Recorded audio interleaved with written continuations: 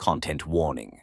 This audiobook contains strong language, sexual themes, supernatural elements, and graphic depictions of death. The author recommends this work for audiences aged 18 and over. If you let your 6-year-old listen, that's on you. Dark Matter, The Order of the Hidden Cross, by Ian Bailey, published by Ashlar Press. Copyright 2025. Chapter 17. Every Lock Has a Key. Joshua Carpenter's Journal. Entry 487. They say the truth has a way of slipping between the cracks of time. I've felt it, heard it, even seen it, rippling through the fabric of the worlds, but the truth itself remains elusive. Malik is gone. The others, too. The dark matter holds them fast, unreachable, but not voiceless. I've learned this. Messages can pass where bodies cannot. Joshua Carpenter sat cross-legged on the cold, cracked stone floor of the abandoned chapel, the silence pressing in around him like a vice. His fingers traced the ancient symbols drawn in chalk, the lines pulsing faintly in the flickering candlelight as if they breathed in time with his heartbeat. The air was thick with dust, the scent of ancient prayers mingling with a darker presence, something heavy and old. Even the saints depicted in the murals seemed to twist in the periphery of his vision, their eyes following him, judgmental and accusing. He could feel them watching, as they always did when he tampered with forces beyond his control. But Joshua had grown accustomed to it, even if it still gnawed at the edges of his sanity. He had no choice. "Let's hope this works," he muttered under his breath, adjusting one of the candles, its flame sputtering like a weak pulse. His hands shook slightly, not from fear but from exhaustion. It had been years, years of trying and failing, years of incantations, rituals, and desperate attempts to bridge the gap between this world and the dark matter, the abyss where Malik and the others were trapped. His gaze flicked to the sigil on the floor, a precise combination of salt, crushed herbs, and sacred symbols. It buzzed with latent energy, a hum that he could feel in his bones. There had been failures before, many of them. But messages, he had learned, could cross the abyss. Words could pass where bodies couldn't, and that was all he needed, just to get a message across. The sigil pulsed beneath his hands, its energy biting at his skin like static. Joshua flinched, his concentration wavering. If he lost focus now, the fragile bridge would collapse, and with it, his one chance to reach Bussi. Joshua inhaled deeply, the sharp metallic tang of magic filling his lungs, the power thrumming beneath the surface. His heart hammered in his chest, the weight of 1,000 failed attempts pressing down on him. Every failure haunted him and whispered doubts into his mind. What if this doesn't work? What if they're lost forever? What if I'm already too late? If the man beneath the Vatican was freed, it wouldn't just ripple through the multiverse, it would shatter it. Dimensions that once coexisted in fragile balance would collide, unraveling into chaos. And in that chaos, the Order would burn everything to keep their secret. He shook the thoughts away, forcing himself to focus. Tonight was different.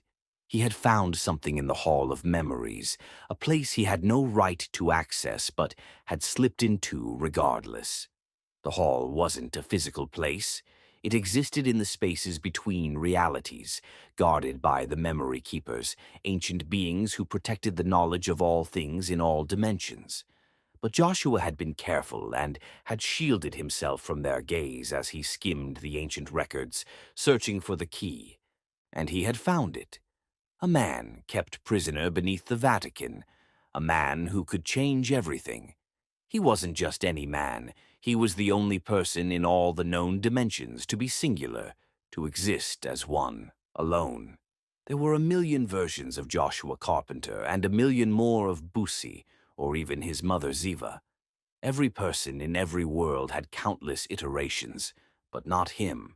There was only one of this man, a man who was eternally the one being, untouched by the multiverse's endless web of possibilities, singular, unduplicated. And that made him unique, special, dangerous even. Joshua remembered what he'd seen in the Hall of Memories, the man's eyes haunted by time, unyielding to the shifting realities around him. He was more than just a prisoner.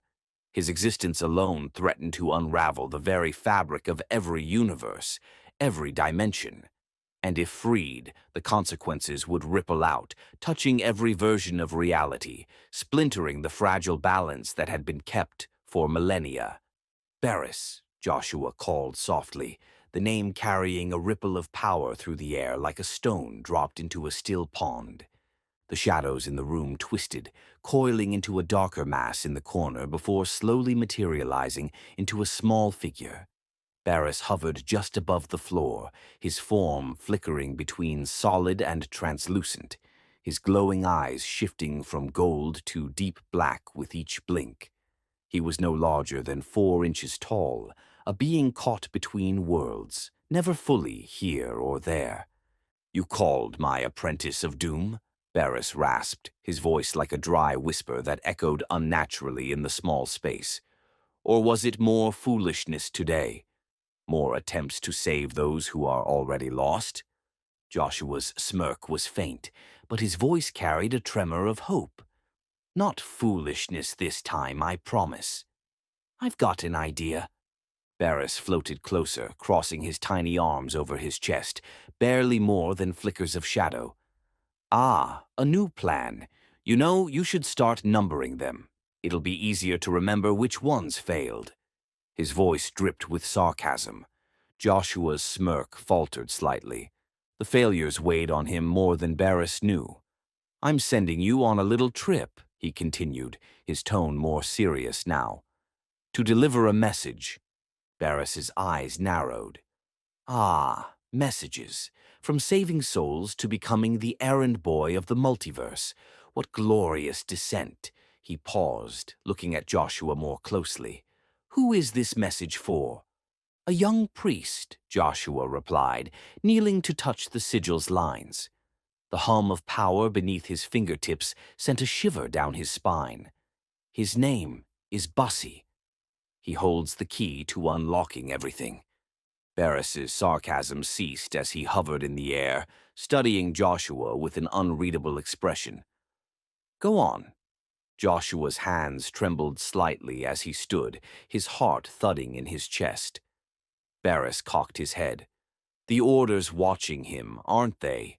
Poor priest, he has no idea what's waiting for him under that holy fortress." Joshua's jaw tightened. "He doesn't need to." "Not yet. Just tell him he holds the key.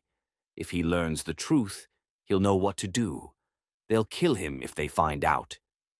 Beris chuckled, dark and throaty. "Ah, yes, the Order.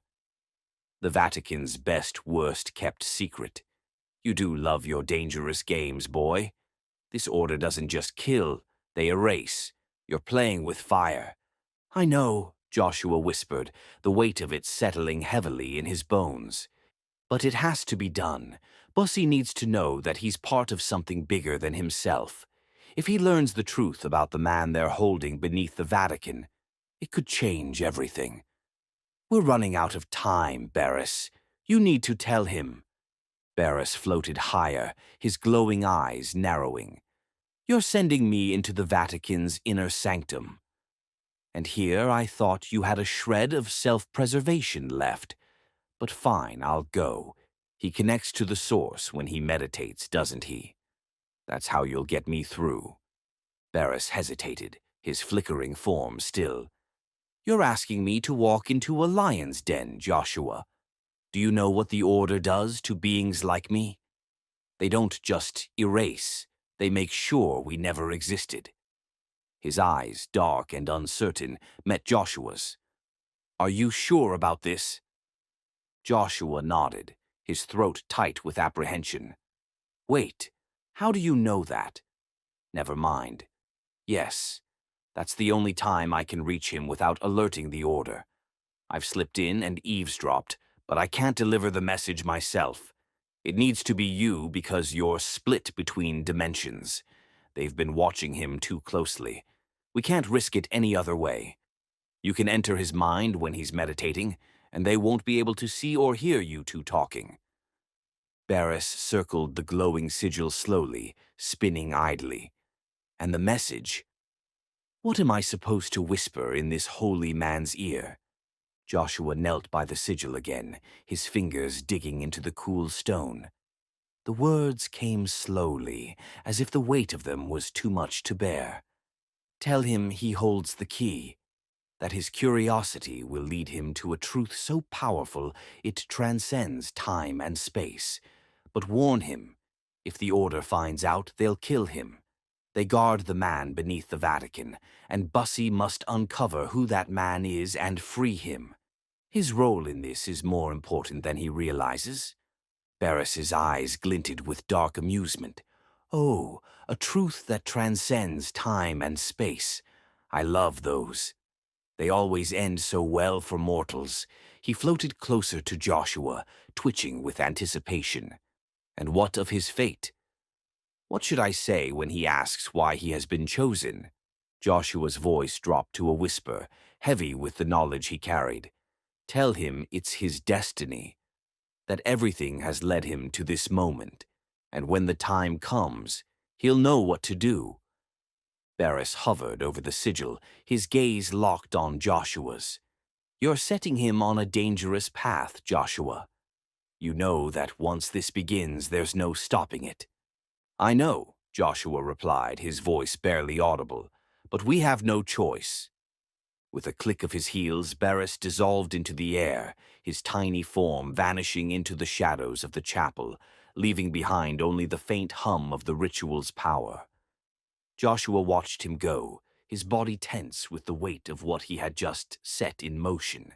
His breath came in short, ragged gasps, the exhaustion finally catching up to him.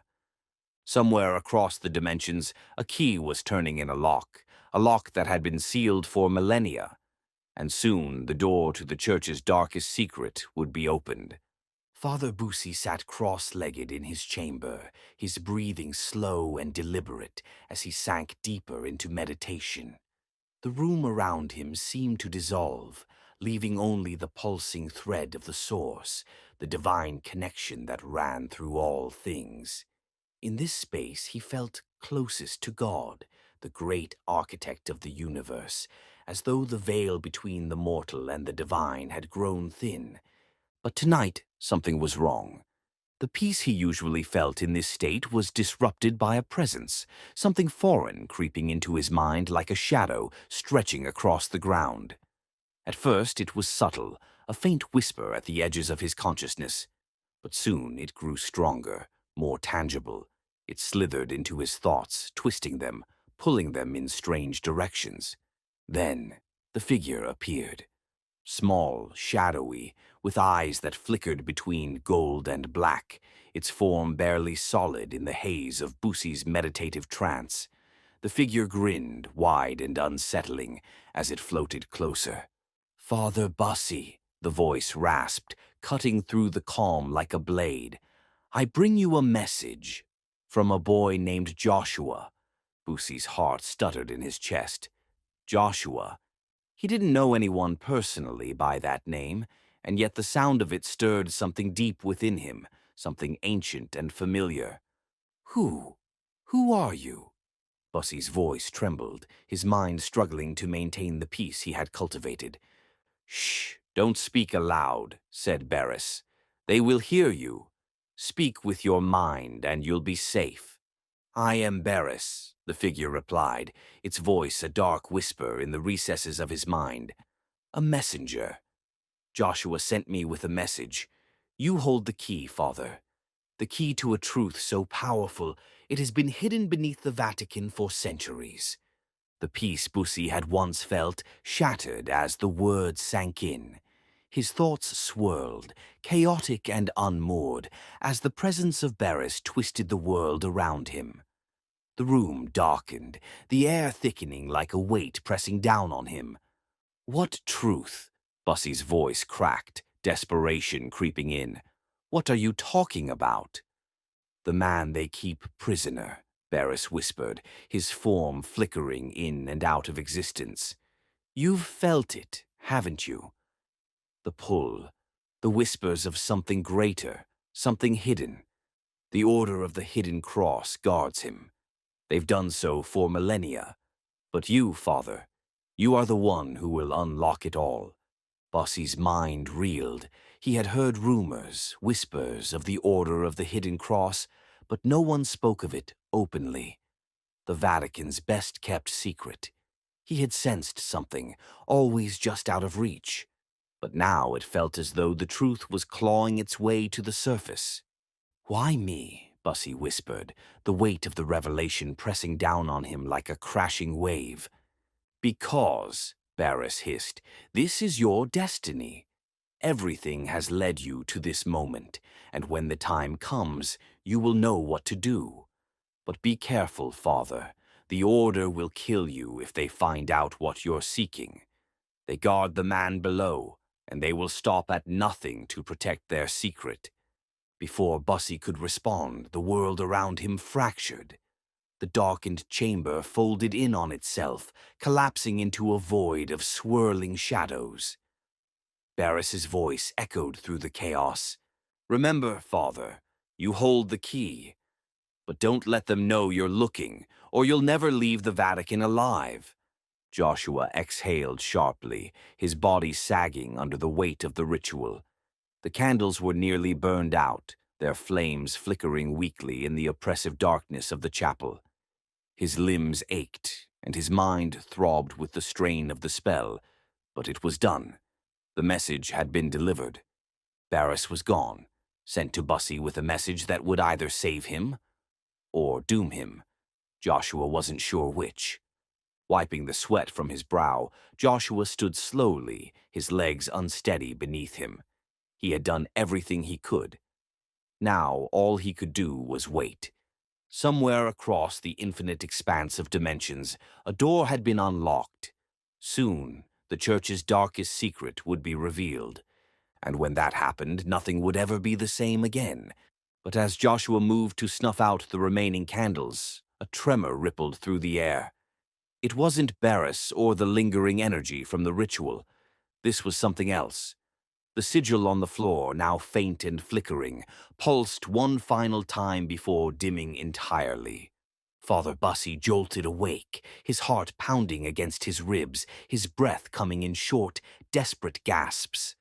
The chamber was dark, the silence thick and oppressive.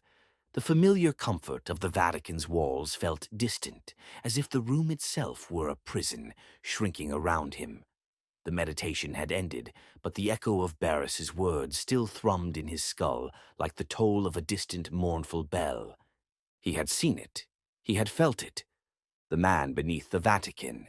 His hands trembled as they fumbled to light the candle beside his bed.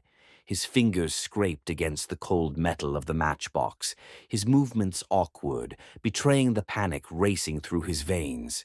A flame finally sputtered to life, casting shaky shadows on the stone walls. But the faint light brought no comfort, only a stark reminder of the darkness that now haunted him. The key, the truth, the man hidden beneath the Vatican for centuries. Bussi sat up, clutching his chest as if to steady his hammering heart. His mind was a storm, torn between fear and a desperate need for answers. Beris had revealed just enough to ignite the flames of curiosity, but the truth now clawed at him relentlessly. He needed to know more. He had to know. But why him? Why now? The whispers had always been there, faint and fleeting, but now they were deafening. Was this a test of his faith, or a punishment for his doubt? But there was something else, a warning. "They will kill you if they find out you're looking." The words had slithered through his thoughts like a serpent, their cold promise sending chills through his spine. He rose to his feet, legs shaking, his robe clinging to his sweat-drenched body. He crossed to the small desk in the corner of his chamber, pulling out a worn leather-bound journal. He had to write it down, every word, every image before it slipped away. His hand trembled as he scrawled the warnings Beris had given him. "You hold the key, Father. They keep him prisoner beneath the Vatican. They will kill you if they know." His pen scratched furiously across the page, but halfway through he paused. The oppressive silence in the room felt unnatural. The shadows in the corners seemed to thicken, their edges blurring, shifting like living things. "Something is watching." Bussi felt a chill crawl up his spine. He turned slowly, his breath shallow, scanning the room. The shadows seemed to shift and ripple in the candlelight. His pulse quickened. "Who's there?" he whispered, barely able to force the words past the knot of fear tightening in his throat. The air in the room grew colder. The shadows deepened, and then he heard it, a whisper, faint like a distant wind scraping across stone. It was soft at first, but it grew louder, more insistent, like hundreds of voices speaking at once, yet none of them clear. The sound filled the room, pressing in on him. "They know." Bussi's breath caught in his throat. His eyes darted to the far corner of the room, where the darkness seemed to writhe like a living thing. His candle flickered violently, casting erratic shadows across the walls. He backed away from the desk, his heart racing, his body suddenly cold with terror. The whispering intensified, the voices overlapping, forming a single coherent thought. "They know." Bussi stumbled backwards, knocking the chair over. His legs felt weak beneath him, his mind racing. He snatched up his rosary, gripping it tightly as he began to mutter a prayer under his breath. But the words came out broken, hollow. The prayer felt meaningless in the face of whatever presence had entered the room. The shadows in the corner shifted again, and this time they began to take shape. A figure emerged from the darkness, vaguely humanoid, but wrong. Its edges blurred, its form twisted, as if the shadows themselves were trying to break free. It stood tall, looming, its eyes, two burning, hollow orbs, fixed on Bussi. He froze, clutching his rosary so tightly the beads bit into his skin. His back pressed against the cold stone wall, his breath shallow and ragged. The figure didn't move. It simply watched him. Its presence was overwhelming, suffocating. The weight of it pressed down on him, filling the room with a cold, crushing dread. Then it spoke. "You cannot hide from the order, Father." The voice was like ice, slicing through the air with a weight that left no room for argument. It was layered, like 1,000 voices speaking in unison, yet none of them entirely human. Bussi's chest tightened. What do you want?" His voice trembled, barely a whisper. The figure's head tilted slightly, its burning eyes narrowing. "The truth will break you. It will kill you." The words pierced him like a knife. The truth. The man beneath the Vatican. The warnings Beris had given him surged back into his mind. The Order knew. They had always known. And now they were watching him. But it wasn't just fear that gripped him now. There was something else. A fire burning in the pit of his stomach. Anger. Betrayal. They had lied to him. The church had hidden this from him, from everyone. All these years he had served faithfully, blindly, and they had kept him in the dark. His faith wavered, but his resolve hardened. "I won't stop," Bussi said, his voice shaking but defiant. "I need to know the truth. I need to know who he is." The figure remained silent, its eyes burning into him, its presence pressing down on him like a weight. Then slowly it began to dissipate, the shadows unraveling, curling into the air like smoke. But before it vanished entirely, its voice echoed once more through the chamber. "If you seek the truth, you will find only death." The shadows dissolved, leaving the room in a suffocating silence.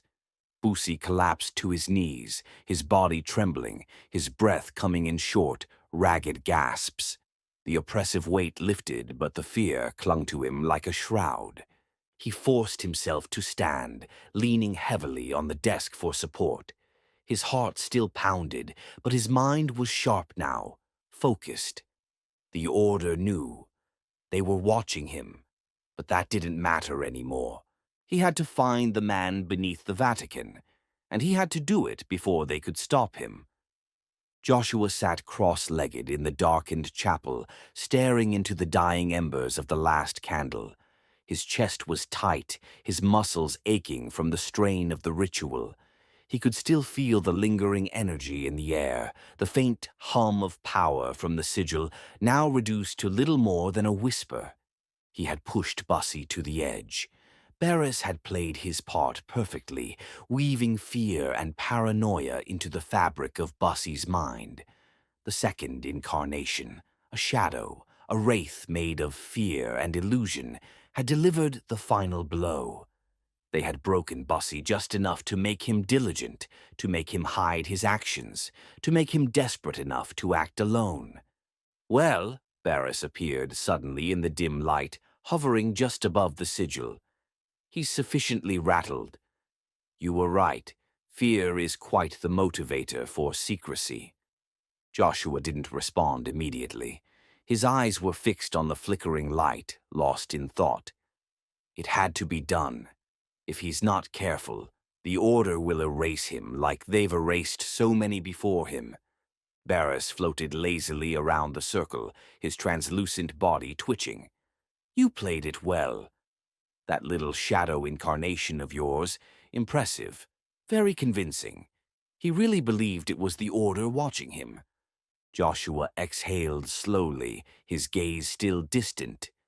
Fear keeps people quiet. Paranoia forces them into the shadows. If Bussi knows he's being watched, or thinks he is, he'll move carefully, quietly. It's the only way to keep him alive long enough to find the man. Beris chuckled darkly. "Let's just hope he doesn't crack before he finds him." The way he was trembling, I thought he was going to lose his mind right there. Joshua exhaled sharply. The shadow's presence had lingered longer than expected, but it had done its job. Bussi was rattled, just enough to keep him from trusting anyone but himself. Joshua's expression tightened. "He's stronger than he looks. He has to be. We're too far in now. The Order won't stop if they catch wind of what he's doing. He's our only chance." Beris cocked his head, watching Joshua intently. "You say chance like this is all still under control." Joshua's jaw clenched, his hand tightening around the edge of his robe. "It is.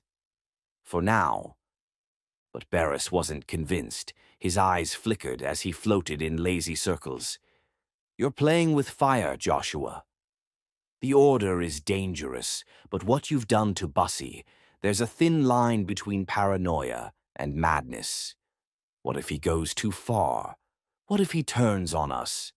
Joshua's eyes darkened. "He won't. He can't. The truth is too important for him to turn back now.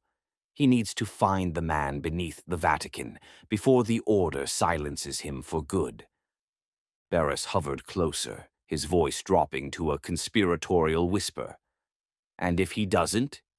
Joshua didn't answer. The question lingered in the air, heavy and unspoken. They both knew the stakes were too high for failure. Joshua froze, his hand hovering above the last candle. Then he felt it. A pull. A force, subtle at first, like the faintest tug at the edge of his mind. But it grew stronger, sharper, like fingers dragging him toward the center of the circle. His breath caught in his throat as the chapel walls seemed to darken, the candlelight shrinking into tiny pinpricks of fire swallowed by the abyss. For a moment, just a heartbeat, Joshua thought he saw something. In the farthest corner of his vision, where the shadows clung the thickest, a figure moved. It wasn't Beris. It was taller, more solid. Its presence was suffocating and oppressive, like the weight of the dark matter itself. Joshua's chest tightened. He knew, without understanding why, that the message had reached more than just Bussi. A tremor rippled through the sigil at his feet, a pulse that made the floor vibrate. Joshua's hands began to shake. This wasn't right. The ritual was never meant to open this door, only to send a message. Yet someone, had crossed over. The scent wrapped around him, sickly sweet and hauntingly familiar. His mother's perfume. But she had died years ago, hadn't she? The figure moved closer, its shadow stretching toward him, and Joshua swore he heard her voice, soft and broken, whispering his name. What if it's not her? What if something is wanting me to think 'tis her to draw me out? He swallowed hard, his pulse pounding in his ears. This wasn't supposed to happen. The ritual wasn't meant to open this door. But now it was too late. Whatever lay beyond the veil, whatever watched him now, had already crossed the threshold. And it was waiting. This chapter may have ended, but the story doesn't. Return next Monday for what waits in the dark. Subscribe so you don't miss it, and leave a comment to share what the shadows may have whispered to you.